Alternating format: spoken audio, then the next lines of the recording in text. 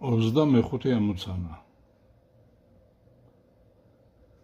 გამოთვალეთ აირის ტემპერატურა დახშულ ჭურჭელში თუ ტემპერატურის 30 კელვინით გაზრდისას გაზრდა იწვევს წნევის 10%-ით გაზრდას. ესე იგი, ჩავწეროთ მოცემულობა. თუ დელტა T არის 30 კელვინი, დელტა P წნევის გაზრდა არის 10%. თან ლაპარაკი არის ჭურჭელზე, ესე იგი, რომლის მოცულობა იგულისხმება, რომ არის უცვლელი. V არის კონსტანტა. და ჩვენ უნდა განსაზღვროთ აირის ტემპერატურა, საწყის ტემპერატურა იგულისხმება. ჩავთვალოთ, რომ საწყის ტემპერატურა T1 არის. მაშინ ესე იგი ამ პირობების თანახმად T2 ეგ იქნება T1 პლუს დელტა T. ხოლო საწყის წნევას თუ აღვნიშნავთ P1-ით, P2 შემდეგი წნევა იქნება P1 პლუს დელტა P. დელტა P ჩვენ გითხრეს, რომ არისო, ესე იგი 10%, ესე იგი ეგ არის 1/10 საწყისი წნევის. ამიტომ ეს არის 1/1 P1. რადგან მოცულობა უცვლელი არის, სამართლიანი არის გეილ-ლუსაკის კანონი, ესე იგი P1 შეფარდებული T1-თან უდრის P2 შეფარდებული T2-ზე. შევიტანოთ ახლა აქ ეს მონაცემები რაც გვაქვს. P1 შეფარდებული T1-ზე არის P2 არის P1 გამრავლებული 1/1-ზე, T2 კი არის T1 პლუს აქ 1/1 ხო. T1 პლუს დელტა T. P1-ები გაიკვეცება და მივიღებთ T1 პლუს დელტა T არის 1/1 T1-ისა. გადავიტანოთ ეს T1 მეორე მხარეს, ეს იგი 0/1 T1 გამოდის დელტა T სტოლი. ანუ 0/1 T1 არის 30 კელვინის სტოლი, ანუ T1 არის 30 გაყოფილი 0/1-ზე, გამოვა 300 კელვინი. 26 ამოცანა. აირი, რომლის ტემპერატურა 100 გრადუს ცელსიუსია და წნევა 10/5 ნიუტონი მეტრ კვადრატზე, იზოთერმულად შეკუმშეს 1/5 10/5 გრადუს წნევამდე. რა ტემპერატურამდე უნდა გავაციოთ აირი იზოქორულად, რომ წნევამ ისევ დაიწიოს 10/5 ნიუტონ მეტრ კვადრატამდე. ჩავწეროთ მოცემულობა, ეს იგი T1 იყო 100 გრადუს ცელსიუსი, წნევა P1 იყო 10/5 ხარისხად ნიუტონი შეფარდებული მეტრ კვადრატზე, იზოთერმულად შეკუმშეს. ესე იგი, პირველი პროცესი არის იზოთერმული. P2 გახდა 1/5 10/5 ხარისხად ნიუტონი მეტრ კვადრატზე.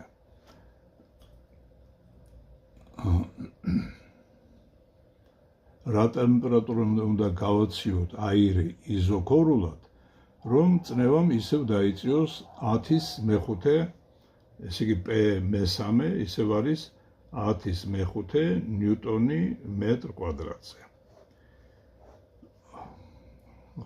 რა ტემპერატურამდე უნდა დაიწიოსო, T2-ს გვეკითხებიან. ესე იგი, ახლა აქ ჩვენ როგორი სიტუაცია გვაქვს? პირველი მდგომარეობიდან მეორე მდგომარეობაში გაზი გადადის იზოთერმულად. ახლა იზოთერმული გადასვლის დროს ჩვენ ვიცით, რომ წნევა გაიზარდა 1/5-მდე. ამიტომ ჩვენ აქ შეგვიძლია იზოთერმული პროცესისთვის დავწეროთ, რომ P1 V1 არის P2 V2 სტოლი. რადგან ესე იგი P1 და P2 ყველაფერი ვიცით. ესე იგი აქედან ჩვენ შეგვიძლია ვიპოვოთ V2-ის V1-თან შეფარდება, რომელიც იქნება P1 P2-თან შეფარდების ტოლი. ანუ ეს არის 10-ის მეხუთე გაყოფილი 1.5 10-ის მეხუთეზე, ესენი გაიკვეცება. ამიტომ V2 V1-თან გამოვა 1 შეფარდებული 1.5-ზე. ნუ ეს შეიძლება ესეთნაირად გადავწეროთ, რომ V2 V1-თან ეს არის 1 გაყოფილი 3 მეორედზე, ამიტომ V2 არის 2/3 V1-ის ტოლი. ეს დავადგინეთ. ესე იგი, ჩვენ მოცულობა შევამცირეთ ესეთნაირად, საწყისი მოცულობა. ეხლა აი ამ შემცირებული მოცულობის დროს ტემპერატურა იგივე არის, ესე იგი. და ეხლა ჩვენ გვეკითხებიან, როგორ უნდა გავაცივოთ, ესე იგი, რომ წნევა შემცირდეს, ისე ვთქვათ, აი დაუბრუნდეს საწყის მდგომარეობას. ეხლა საწყისი ტემპერატურა თუ იყო, ესე იგი 100 გრადუს ცელსიუსი, ესე იგი მეორედან მესამე პროცესი, ეს არის იზოქორული.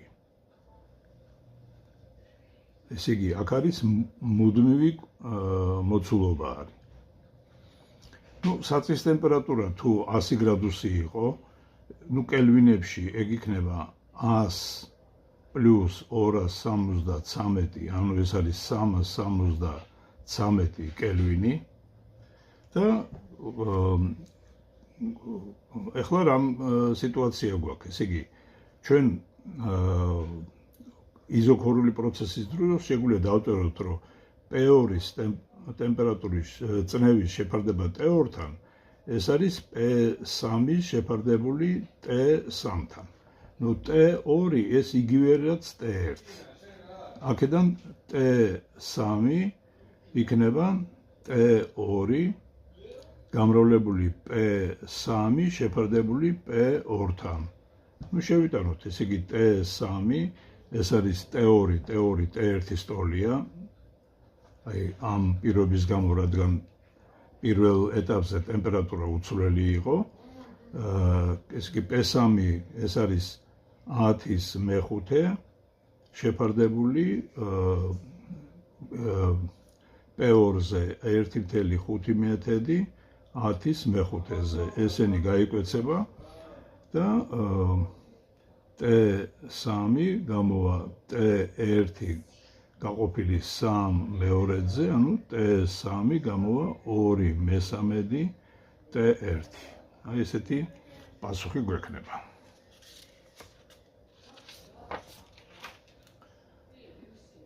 ოცდამეშვიდე ამოცანა. ჰაერის ტემპერატურა ბალონში 17 გრადუს ცელსიუსია.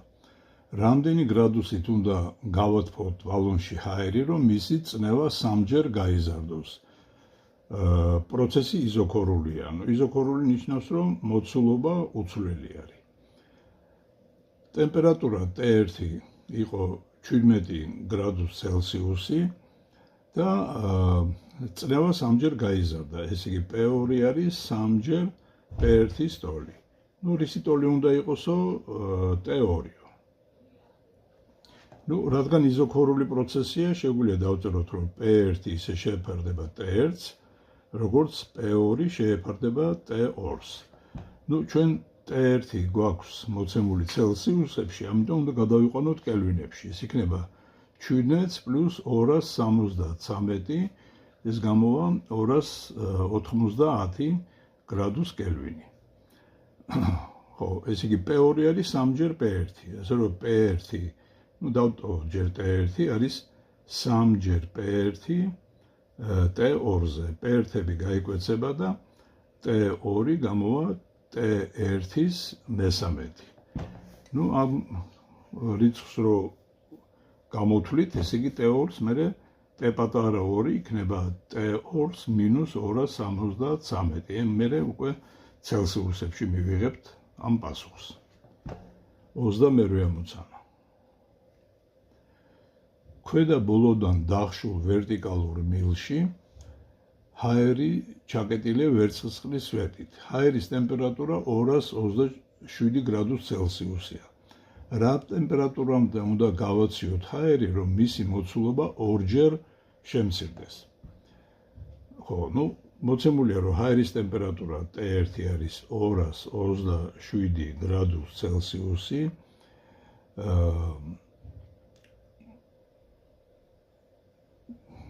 V2 არის V1-ის ნახევარი. ნახეთ ახლა აქ, რა ტემპერატურამდე უნდა გავაციოთ, რომ მოცულობა ორჯერ შემცირდეს. ნახეთ აქ სიტუაცია ისეთი არის, რომ რაღაცა მილში არის ჰაერი, რომელიც გარემოდან გამოყოფილი არის ვერცხლის წყლით. ესე იგი, ამ შემთხვევაში ყველა ვარიანტში, ესე იგი, აი ამ ჩაკეტილი ჰაერის წნევა არ შეიცვლება. ესე იგი, P არის კონსტანტა.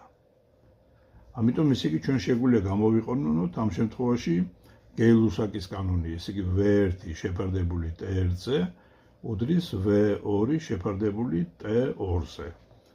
V2 არის V1-ის ნახევარი, V1 T1-ზე არის V1-ის ნახევარი, ეს ქვევით ჩამოვა T2-ზე, V-ები გაიკვეცება და ორჯერ T2 იქნება T1-ის ტოლი, ანუ T2 არის T1-ის ნახევარი. ახლა უბრალოდ ეს T1 კელვინებში არის, ესე იგი, და მოცემული არის ცელსიუსებში. ეს არის 227 პლუს 273.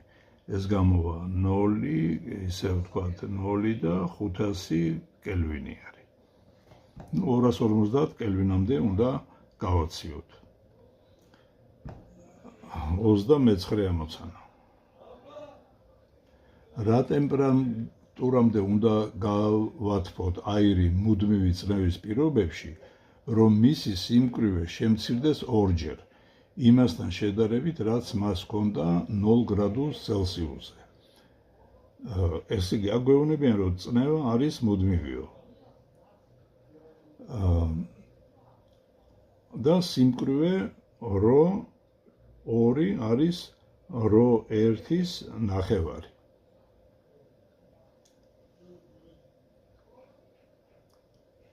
ესე იგი, აირი მუდმივი წნევის, რომ მისი სიმკვრივე შემცირდეს ორჯერ იმასთან შედარებით, რაც მას ჰქონდა 0 გრადუს ცელსიუსზე. ესე იგი, T1 არის, პატარა T დავწეროთ, 0 გრადუს ცელსიუსი.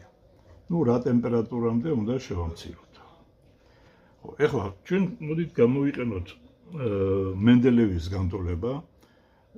PV ეს არის M μ-ზე RT. ეხლა აქ შეგვიძლია მოდით ორივე მხარე გავყოთ V-ზე. P არის M გაყოფილი V-ზე μ-RT. M გაყოფილი V-ზე ეს სიმკვრივე არის. ამიტომ P-ისთვის გვექნება ρ შეფარდებული μ-ზე RT. ეხლა რადგან წნევა უცვლელი არის, რა თქმა უნდა, ნივთიერებაც არ იცვლება, მე შემიძლია დავწერო, რომ ρ1 μ-RT1 უდრის ρ2 μ-RT2. ესე იგი, მე დავწერო, რომ ეს არის P1 უდრის P2-ს. მივები გაიკვეცება, R-ები გაიკვეცება და მივიღე ρ1 T1 უდრის ρ2 T2. აქედან T2 არის ρ1 T1 შეფარდებული ρ2-ზე. ეხლა ρ2 არის ρ1-ის ნახევარი. ესე იგი, T2 გამოვა ρ1 T1, ρ1-ის ნახევარი ზევითავა და გამოვა ორჯერ T1. T1 ეგ იყო T პატარა 1 პლუს 273, ეს არის 0 პლუს 273, ანუ არის 273, ამიტომ T2 იქნება ორჯერ მეტი.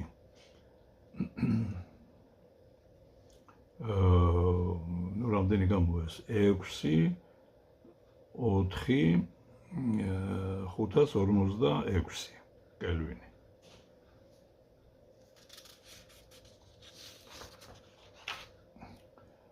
ოცდამეათე ამოცანა. 0.03 მეტ-კუბი მოცულობის ჭურჭელში აირის წნევა არის 1.35 ნიუტონ მეტ-კვადრატი. ტემპერატურა კი 445 გრადუს ცელსიუსი. რა მოცულობას დაიკავებს ეს აირი ნორმალურ პირობებში? Ну, ეხლა ნორმალური პირობების ქვეშ იგულისხმება, რომ წნევა არის ატმოსფერული წნევის ტოლი, ну, ეს არის დაახლოებით 10.5 ნიუტონი მეტრ კვადრატი, ხოლო ტემპერატურა ეს არის 0 გრადუს ტემპერატურის ტოლი. ეს არის 0 გრადუს ცელსიუსი. და რა ხო, და გარდა ამისა მოცემული არის რომ წნევა არის P1 არის 2.10 ხარისხად ნიუტონი მეტ კვადრატი, ტემპერატურა არის 15 გრადუს, ბოდიში სხვა პირობაზე გადავხდი შემთხვევით. წნევა არის 1.35, ბოდიში შევცვალოთ 1.35 10.5 ხარისხად, ტემპერატურა არის 455 გრადუს ცელსიუსი და მოცულობა არის 0.03 მეტრ კუბი.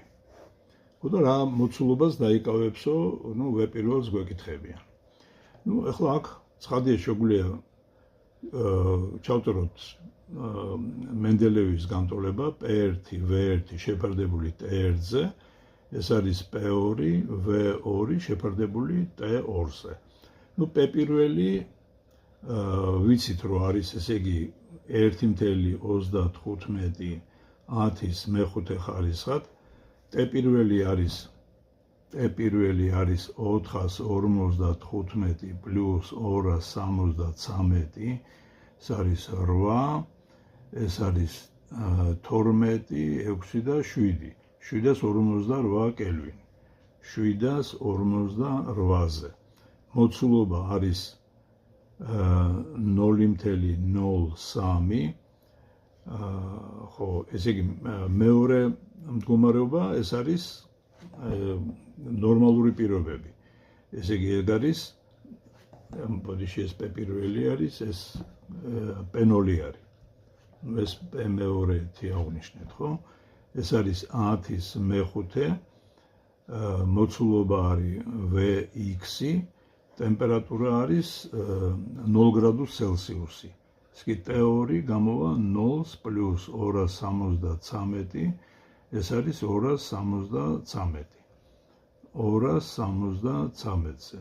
ну, ესენი გაიკვეცება, ესე იგი Vx გვექნება 1.35 გამრავლებული 273-ზე, შეფარდებული 728-ზე, გამრავლებული 0.03-ზე. აი ესეთ მოცულობას დაიკავებს. 31 ამოცანა. 2.10 ნიუტონ მეტ კვადრატი წნევისა და 15 გრადუს ცელსიუსი ტემპერატურის აირს უკავია 5 ლიტრი მოცულობა. რამდენით შეიცვლება მისი მოცულობა, თუ წნევა გახდება 760 მილიმეტრი ვერცხლისწყალი, ხოლო ტემპერატურა შემცირდება 0 გრადუს ცელსიუსად. ну, გვაქვს, რომ P1 არის 2.10 ნიუტონი მეტ კვადრატზე, ტემპერატურა არის 15 გრადუს ცელსიუსი, მოცულობა საწვიდმომრებაში 5 ლიტრი. ეხლა წნევა გახდა P2 გახდა 760 მილიმეტრი ვერცხლის წყლისა, ну, ეს ფაქტურად ნორმალური ატმოსფერო არის და ტემპერატურა შემცირდა T2 გახდა 0 გრადუს ცელსიუსი. და რა მოცულობას დაიკავებს. V2 არის კითხვის ნიშანი. ხო, ну ეს 760 მმ, ესე იგი P2, რომელიც არის 760 მმ ვერცხლის წყლის სვეტის, რო გადავიყვანოთ ნიუტონ მეტ კვადრატებში, უნდა ვისარგებლოთ ფორმულით რო ვერცხლის წყლისა G-ზე და H-ზე. Ну, H არის 760. როს მაგივრად 13.6 10-ის მესამე ხარისხად, ну G 9.8 და H არის 0.76. Ну ეს დაახლოებით გამოვა 10-ის მეხუთე ნიუტონი მეტრ კვადრატზე. Ну თუ უფრო ზუსტად გინდათ გადაამრავლეთ თქვენ თვითონ. ახლა T1 რო არის ესე იგი 15 გრადუს ცელსიუსი კელვინებში იქნება 15 პლუს 273, ეს არის 8, ესე იგი 228 გრადუს კელვინი. მეორე ტემპერატურა, რომელიც არის 0 გრადუს ცელსიუსი, T2 იქნება პირდაპირ 273 კელვინი. მოცულობა V1 არის 5 ლიტრა, ну ესე იგი ეს თუ გვინდა კონდეს მეტ კუბებში, ეგ არის 5 10 minus 3 ხარისხად მეტრ კუბი. ну ახლა აქ ვისარგებლოთ ისევ ფორმულით P1 V1 T1-ზე უდრის P2 V2 T2-ზე. აქედან V2 არის P1 V1 T2 გაყოფილი T1 P2-ზე.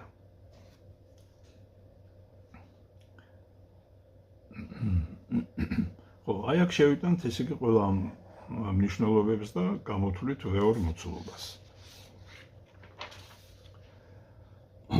32 ამოცანა. ვერტიკალურად დაყენებულ და საწობით დახურული ბალონი გავსებულია ჰაერით ნორმალურ პირობებში. საწობის ზედაპირის ფართობი 10 სმ²-ია, მასა კი 20 კილოგრამი. რა ტემპერატურამდე უნდა გავათბობთ ბალონი ჰაერში, რომ მან ამოაგდოს საწობი? ესე იგი ხახუნს ხედულობაში მიიღებთ. ну ესეთი სიტუაცია, რომ რაღაცა ბალონი არის და ამას საწობი აქვს. და ეს ნორმალურ პირობებში არის, ესე იგი ეს აირი. ახლა ნორმალური პირობები რას ნიშნავს, რომ წნევა არის ატმოსფერული წნევის ტოლი, ტემპერატურა არის 0 გრადუს ცელსიუსი, ну კელვინებში შეგვიძლია დავწეროთ, რომ ეს არის 273 გრადუს კელვინი. ხო, გარდა ამისა მოცემულია, რომ ფართობი, აი ამ ზედაპირის ფართობი არის 10 სმ² და მასა ამ საწობის არის ესე იგი 20 კილოგრამი. ну რა ტემპერატურამდე უნდა გავაცხელოთ, რომ საწობი ამოვარდეს? საწობი ამოვარდება იმ შემთხვევაში, თუ ქვევიდან წნევა დაძლევს ატმოსფერულ წნევას პლუს აი ამ საწობით გამოწვეულ წნევას. ესე იგი P2 ტოლი უნდა იყოს ატმოსფერულ წნევას პლუს mg შეფარდებული s. ხო, ეხლა მოცულობა არ იცვლება, ამიტომ V არის კონსტანტა და შეგვიძლია ჩავწეროთ ეგეთი ფორმულა, რომ P0 შეფარდებული საწვის ტემპერატურაზე T1-ზე უდრის P2 შეფარდებული T2-ზე. ну შევიტანოთ აქ, ესე იგი P0 T1 არის P0 პლუს mg შეფარდებული s-ზე შეფარდებული T2-ზე. აქედან ტემპერატურას გავიგებთ. T2 იქნება T1 გამრავლებული P0 პლუს mg შეფარდებული s-ზე შეფარდებული P0. ну ახლა აქ მასა უნდა მასა კილოგრამებშია მოცემული, უბრალოდ s იქვა გადასაყვანი მეტ კვადრატებში. 10 minus 4 ხარისხად მეტ კვადრატი. აი აქ შევიტანთ და ამოცანა გაკეთებულია. 33 ამოცანა. რა ტემპერატურამდე გახურდება დიზელის ძრავის ცილინდრში 27 გრადუს ცელსიუსის საწყისი ტემპერატურის აირი, თუ შეკუმშვისას მისი მოცულობა 15-ჯერ შემცირდა, წნევა კი 40-ჯერ გაიზარდა. აქ არის მოცემული, რომ საწყისი ტემპერატურა უბრალოდ T1 არის 27 გრადუს ცელსიუსი, ესე იგი კელვინის სკალაზე ეგ არის 27 პლუს 273, ეს გამოდის 300 გრადუს კელვინი. მოცულობა 15-ჯერ შემცირდა, V2 არის V1-ის მე-15, ხოლო წნევა 40-ჯერ გაიზარდა, P2 არის 40-ჯერ P1. რა ტემპერატურამდე გაცხელდება ამ დროს აირი. ისე ვთქვათ, P1, V1, T1-ზე უდრის P2, V2, T2-ზე. აქედან T2 იქნება T1, P1, V1 შეფარდებული P2-ზე. P2, V2-ზე.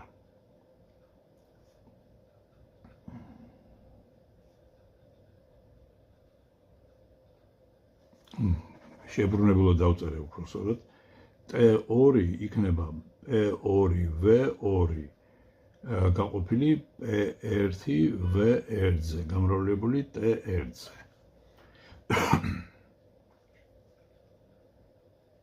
ხო, ახლა შეგვიძლია შევიტანოთ P2 არის 40-ჯერ P1, აქ იყოს T1, V2 არის V1-ის მე-15, P1, V1, P1 გაიკვეცება, V1-ები გაიკვეცება და T2 გამოვა T1 40 მე-15.